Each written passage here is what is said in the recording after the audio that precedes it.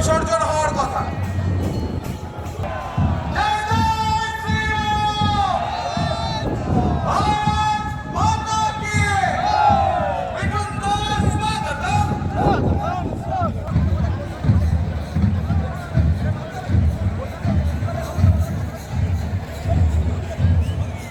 আমরা আমাদের সবার কাজ চালিয়ে যাব।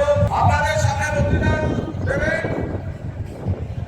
ভারতীয় জনতা পার্টির প্রাক্তন রাজ্য সভাপতি এবং দেশের মহান নেতা নরেন্দ্র মোদী জিন্দাবাদ। নরেন্দ্র মোদী জিন্দাবাদ। শুনলে তৃণমূল কংগ্রেসের বুকের ভিতরটা খালি হয়ে যায়। সেই নাম দুহাত তুলে আমার সাথে বলবেন, জয় জয় শ্রীরাম, জয় শ্রীরাম, জয় জয় শ্রীরাম।